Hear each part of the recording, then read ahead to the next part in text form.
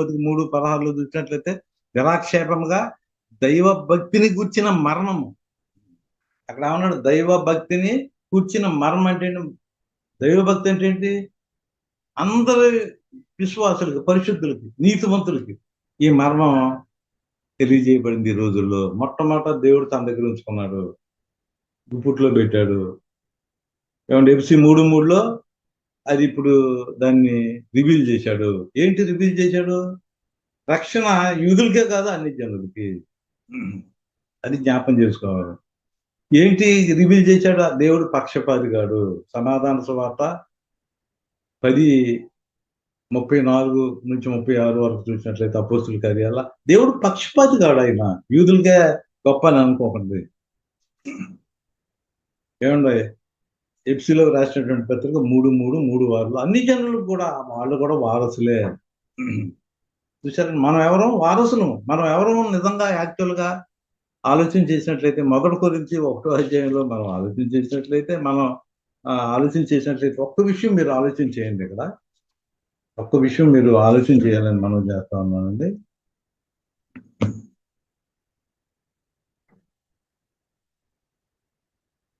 ఒక్క విషయం మీరు ఆలోచన చేయాలి. ఏంటంటే 2:7 చూడండి దయచేసి. దేవుని జ్ఞానము మర్మమైనట్లుగా. ఈ మర్మం అనేటువంటిది మనం తెలుసుకోవాలి. అది గుర్తుంచుకోండి. నువ్వు, నేను, సర్వలోకం కూడా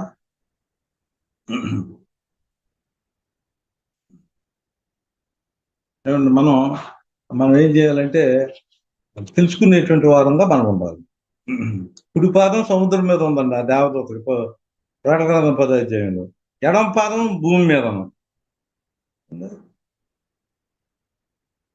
కుడి పాదం సముద్రం మీద, ఎడం పాదం భూమి మీద. అంటే ప్రపంచం అంతా ఈ యొక్క దేవుని యొక్క వాక్యం స్ప్రెడ్ చేయాలండి.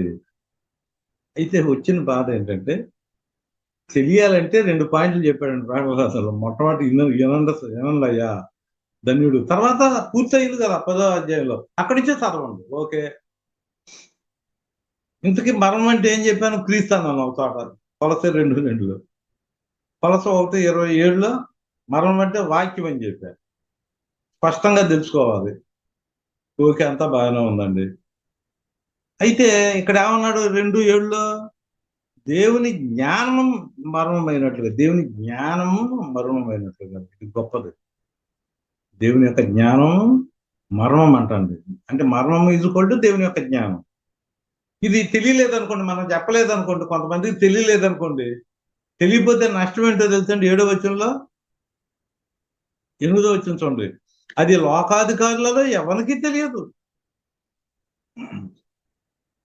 అది వారికి తెలిసి ఉండిన ఎలా మహిమాస్వరూపియగు ప్రభువును సిలువ వేయకపోయి ఉందురు. చూసారండి? ఈ రోజున ఎవరు కూడా బాప్తిసం పొందట్లా. ఏంటంటే దానికి కారణం అది వాళ్ళకి తెలియదు. ఈ మరణం చెప్పట్లేదు. జనం ప్రకటించబడిందని ఇందాక మనం చెప్పుకున్నాం కదా, అది వాళ్ళకి మనం చెప్పట్లేదు కనుక వాళ్ళు సిలువ వేస్తున్నారు. అంటే ఏంటి? ఇంకా వాళ్ళు బాప్తిసం పొందట్లా. ఇక్కడ మనం నేర్చుకునేది ఏంటంటే, ఈ జ్ఞానము మరుగయ్యుండెను. ఏంటి జ్ఞానము? మర్మమైనట్టుగా. ఈ జ్ఞానము మర్మమైనట్టుగా బోధించుతున్నాను. ఈ జ్ఞానం అంటే ఏంటి? 1:24 నుంచి మీరు చదవండి దయచేసి. ఏంటి జ్ఞానం? 21 నుంచి మీరు 20 నుంచి మీరు చదవండి. 1 కొరింథీ 1వ అధ్యాయం 19 నుంచి మీరు చదవండి. జ్ఞానుల జ్ఞానము నాశనం చేతును, వివేకుల వివేకమును శూన్యపరచును. యెషయా 29:14లో రాయబడి ఉందండి అని రాయబడి ఉన్నది. జ్ఞాని ఏమయ్యను? శాస్త్రి ఏమయ్యాను? ఈ లోకపు తత్వవాది ఏమయ్యాను? ఈ లోక జ్ఞానము దేవుడు వెరితనముగా చేసి ఉన్నాడు కదా. దేవుని జ్ఞానానుసారంగా లోకము తన జ్ఞానం చేత దేవుని ఎరగకుంటున్నందున సువార్త ప్రకటనను వెరితనం చేత నమ్మువారిని రక్షించుట దేవుని దయాపూర్వక సంకల్పమైను. యూదులు సూచక్రియలు చేయమని అడుగుతున్నారు, గ్రీసు దేశస్తులు జ్ఞానం వెలుగుతున్నారు. అయితే మేము సిలువ వేయబడిన క్రీస్తును ప్రకటించున్నాము. ఆ యూదులకు ఆటంకముగాను అన్ని జనులకు వెరితనముగాను ఉన్నాడు. కానీ యూదులకేమి, గ్రీసస్తులకేమి, పిల్లబండి వారికేమి క్రీస్తు దేవుని శక్తియు దేవుని జ్ఞానమై ఉన్నాడు. చూసారమ్మా, దేవుడు యేసుప్రభు ఎవరు? శక్తి. యేసుప్రభు ఎవరు? జ్ఞానం. యేసుప్రభు ఎవరు? మర్మము. జ్ఞానము మర్మమైనట్టుగా బోధిస్తా ఉన్నారండి అపోస్తులు. చూసారు, ఇక్కడ ఏమంటున్నాడంటే ఈ మర్మాన్ని ఇదివరకు యూదులకి ఇదివరకు మొట్టమొదటి యూదులకి రక్షణ కలిగే అవకాశం ఇచ్చాడండి. తర్వాత అన్యజనులు లేనటువంటి మనకి ఇచ్చాడండి. అది మర్మం. అంటే మనకంటే మనం ఎవరు? 26వ వచనంలో చూడండి. సహోదరులారా, మిమ్మల్ని పిలిచిన పిలుపును చూడుడి. మీలో లోకరీతిని జ్ఞానులైనను, గనులైనను, గొప్ప వంశము గలవారైనను అనేకులను పిలవబడలేదు కానీ ఏ శరీరం దేవుని ఎదుట అతిశయపడకూడనట్లు జ్ఞానులను సిగ్గుపరచుటకు లోకంలో ఉండి వెర్రివారిని అంటుంది. ఏంటి మర్మం? ఆయన పక్షపాతి గాడు. ఏంటి మర్మం? అనిజనులైనటువంటి మనల్ని దేవుడు ఏర్పాటు చేసుకున్నాడు. అంటే ఎవరు మనం? వెర్రివారము. 29 ఏమంటాడు? ఇంకా బలవంతులైన వారిని సిగ్గుపరచుటకు బలహీనుని ఏర్పాటు చేసుకున్నాడు. అది మర్మం. బలహీనులు, అయోగ్యులు. చూసారా, మనం కష్టాల్లో ఉన్నప్పుడు, విపత్తుల్లో ఉన్నప్పుడు ఆయన దర్శనాస్తంతో మనకు మేలు చేస్తాడండి. చెప్పాలంటే మరి నా భార్య విషయంలో అపోలో హాస్పిటల్లో ఉన్నప్పుడు దేవుడు చేసిన కార్యాలు మర్చిపోలేనటువంటి. జూమ్ ఫ్యామిలీ ప్రార్థన చేసినందుకు మీకు వందనాలు. మీ ప్రార్థనలో దేవుని సింహాసనాన్ని కదిలించేశాయి. ఇంకా ఏమంటున్నాడంటే బలహీనులైన వారిని దేవుడు ఏర్పాటు చేసుకుని ఉన్నాడు. ఎన్నికైన వారిని వ్యర్థం చేయటకు లోకంలో నీచులైన వారిని, తృణీకరింపబడినటువంటి వారిని, ఎన్నికలేని వారిని దేవుడు ఏర్పాటు చేసుకున్నాడు. చూడండి ఎంత గొప్ప సంగతో. చూసారు, వీళ్ళందరినీ మన ఈ జ్ఞానాన్ని, ఈ మర్మాన్ని పౌలు గారు ఏమంటున్నాడంటే వాక్చాతుర్యంతో కానీ జ్ఞానాశయంతో కానీ దేవుని మర్మమును మీకు ప్రకటించుతూ వచ్చిన వాడు కాను. చూసారండి, ఈ మర్మము ఉన్నట్లుగా స్పష్టంగా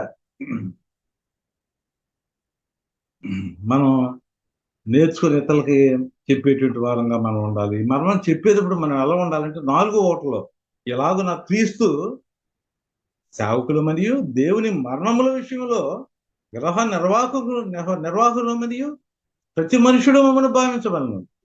మరియు గృహ నిర్వాహకులలో ప్రతివాడును నమ్మకమైన వాడు నయ్యుండుట ఆవశ్యకం.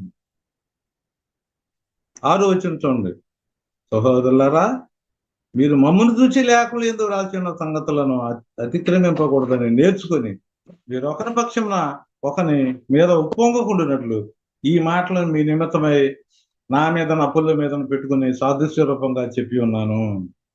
దేవుని మర్మం విషయంలో ఒక మంచి గృహ నిర్వాహకుడుగా ఉండి స్పష్టంగా మనం మరి ఉన్నట్టు ఏమండి ఇది చాలా విలువైంది అనమాట అండి. అపోస్తులకు ఉన్నటువంటి ఆ వరాల కంటే, ఆ మహత్కార్యాల కంటే, ఎర్ర సముద్రం చీల్చడం కంటే ఏమంటే ఈ వాక్యాన్ని మనం కంఠస్థం చేసి గ్రంథస్థం చేయబడింది కనుక ఇదివరకు విన్నాము. ఏమంటే ఇప్పుడు మనం వినాలి, వినిపించాలి.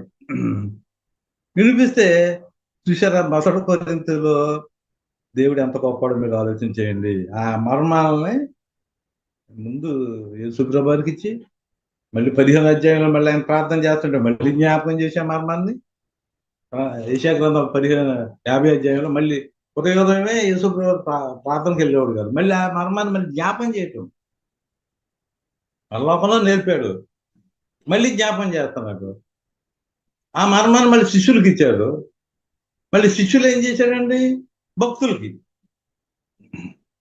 అంటే మనకి ఈ ప్రకటన గ్రంథం చక్కగా మాంసం అంటే మీట్ అంటే బలమైనటువంటి ఆహారంగా చేసి 3 నుంచి వచ్చినటువంటి గొప్ప సందేశం.